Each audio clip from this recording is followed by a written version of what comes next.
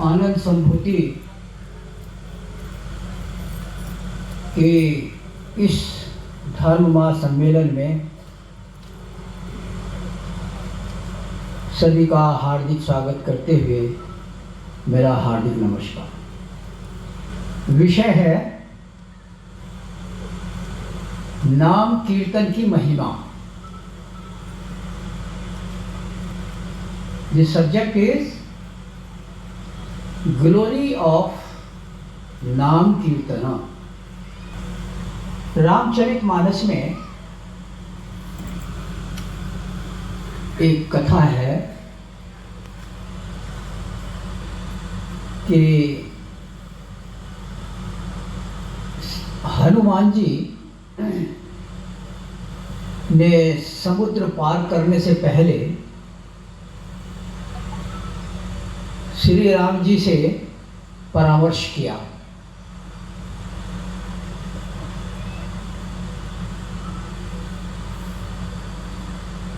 तो श्री राम जी बोले, हनुमान तुम आगे बढ़ो, आगे चलो, तुम समुद्र पार कर जाओगे।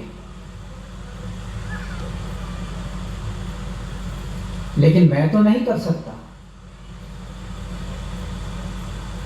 तो हनुमान जी बोले, हाँ प्रभु, मैं समुद्र पार करने में अवश्य सफल हो जाऊंगा। तो श्री राम पूछे कि तुम कैसे सफल हो जाओगे? तो बोले हनुमान जी कि आपकी शक्ति के द्वारा मैं पार कर जाऊंगा। श्री राम जी फिर पूछे कि तुम मेरी शक्ति कैसे प्राप्त करोगे? तो हनुमान जी बोले, बस तुम्हारा नाम लूंगा और छलांग लगा दूंगा समुद्र में और पार कर जाऊंगा।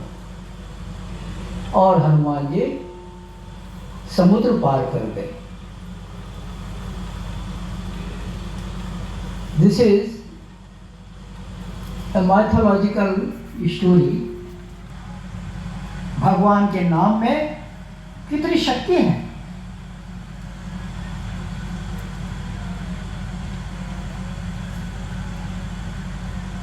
तो अब प्रश्न है कि ये नाम, भगवान का नाम कैसे, कौन लेगा? उनका नामकरण कौन करेगा? उनका नामकरण करेंगे भक्त लोग।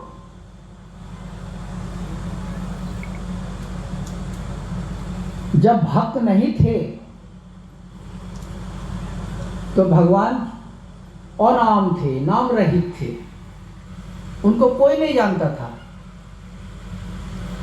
लेकिन जब भक्त आए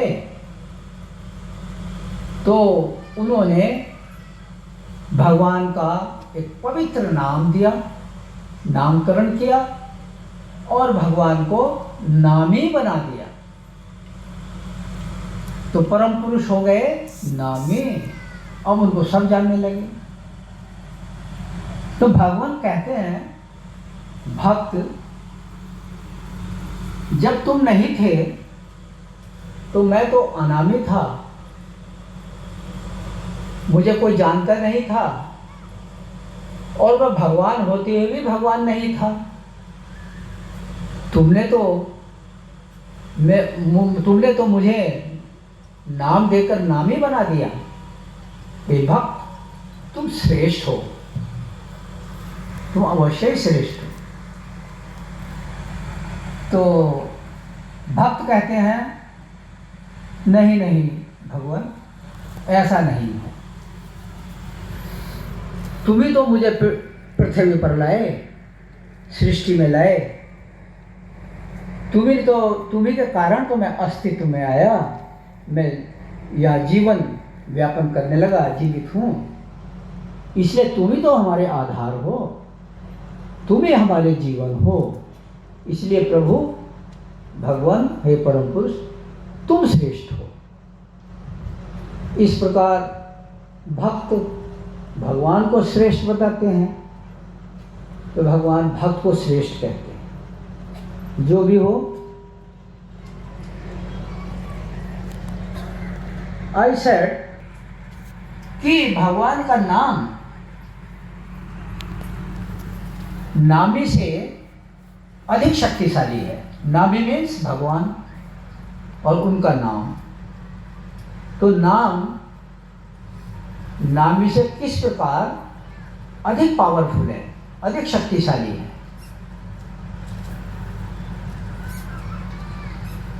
तो जो नाम है परम पुरुष का, उसमें आध्यात्मिक शक्ति, ब्राह्मी शक्ति निहित है, भरी हुई है, किंतु वह स्तंभित है। शक्ति तो है परंतु स्तंभित है, निष्क्रिय है। तो जब हम भगवान का एक पवित्र नाम के द्वारा गुणगान करते हैं, नाम कीर्तन के द्वारा उनका गुणगान करते हैं, नाम के द्वारा उनका संबोधन करते हैं, तो उनमें जो निहित शक्ति है वह सक्रिय हो उठती है, अर्थात क्रिया रूप में रूपांतरित हो जाती है। So how the name is more powerful than Nami, than Lord?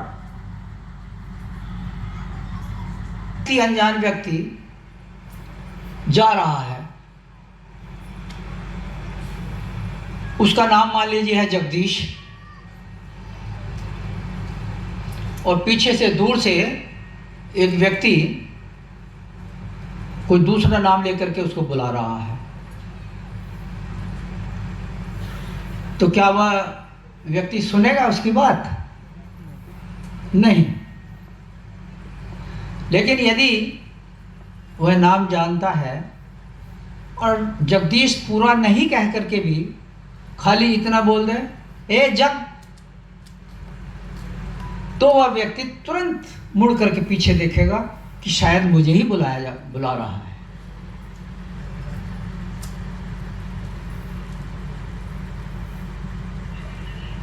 Suppose a person is going, his name is Jagdish, and from behind someone is calling him with other name. So will that Jagdish listen to him? No. He will think he is calling someone else. अब है जो परम पुरुष का नाम है, ये मात्र एक शब्द नहीं है। नाम मीन्स शब्द, कोई शब्द, लेकिन परम पुरुष का नाम केवल मात्र नाम ही तो नहीं है, इसके साथ भाव भी जुड़ा हुआ है, इसका संबंध भाव भी है। तो नाम भाववाहक होता है। तो जितना नाम जितना अधिक भाववाहक होगा उतना ही आनंददायक भी होगा। फिर जीव का परम पुरुष से संबंध है, तो परम पुरुष के साथ जीव का यह संबंध जितना अधिक घनिष्ठ होगा, गहरा होगा, तो भाव भी उतना ही अधिक होगा। इसलिए परम पुरुष का नाम कैसा होना चाहिए? जो संबंधवाचक हो और भाववाचक हो।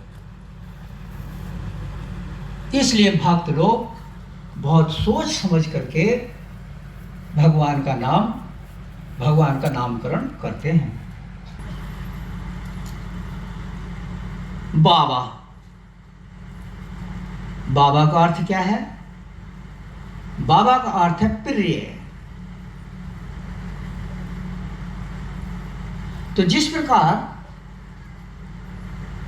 भगवान परम पुरुष सबको प्रिय हैं, सभी को प्रिय हैं, उसी प्रकार सभी जीव भी परम पुरुष को प्रिय हैं।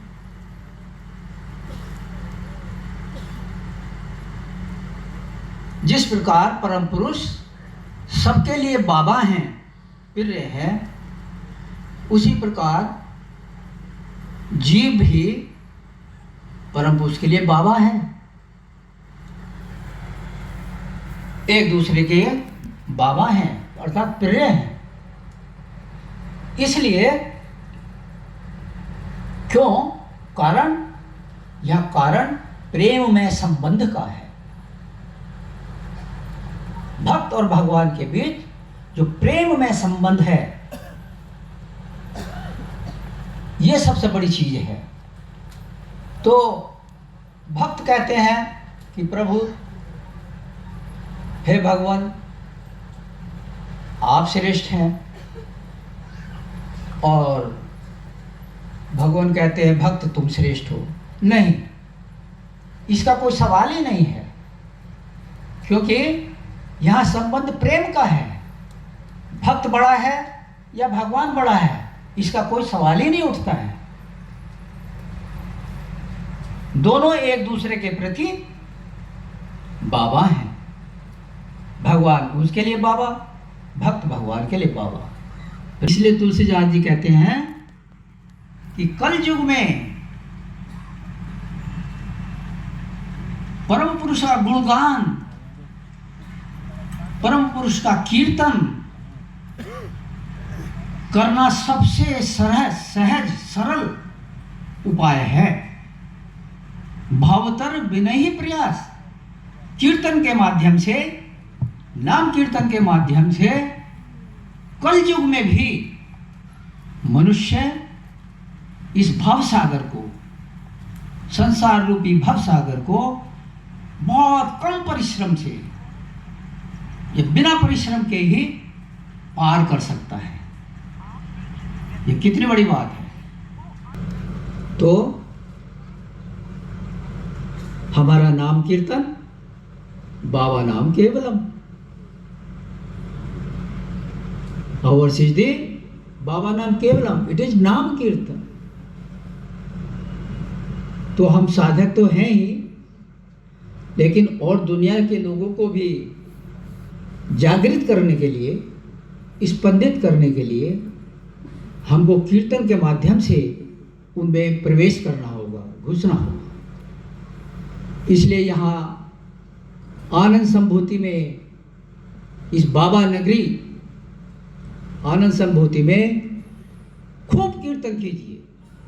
कीर्तन kirtan and kirtan, more and more kirtana, day and night kirtana, जिससे यह पूरा वातावरण भाव तरंगों से, कीर्तन तरंगों से स्पंदित हो जाए। ये सबसे बड़ी सेवा है। कीर्तन शुरू हुआ यहाँ 4 बजे, रात में भी चला, मैं सुन रहा था। 1 बजे मैं सुना, बड़ा अच्छा कीर्तन चल रहा था। इसलिए यहाँ पर 1 भी मिनट मिलेगा तो कीर्तन करेंगे, कीर्तन पंडाल में जाकर के, मंडप में जाकर के, और जगमगा देंगे। पेड़ पौधे भी सुनेंगे, पशु पक्षी भी सुनेंगे, और जो गांव के इधर उधर के जो लोग हैं, उनके कानों में भी जब ये कीर्तन की ध्वनि जाएगी तो वो भी प्रभावित करेगी, माइंड को प्रभावित करेगी। इसलिए हम आनंद मार्गियों का काम है यहाँ आकर कीर्तन कीर्तन कीर्तन। हमारा कीर्तन के द्वारा हम तो प्रफुल्लित रहेंगे ही, हम तो सुनेंगे ही कीर्तन, लेकिन पेड़ पौधे, पशु पक्षी और जो ग्रामवासी हैं, प्रतिवेशी हैं, पड़ोसी हैं, वो भी सुनेंगे, उनके कानों में भी कीर्तन की जाएगी। इसलिए कीर्तन, खूब कीर्तन कीजिए, कीर्तन कीजिए। परमपिता बाबा की जय।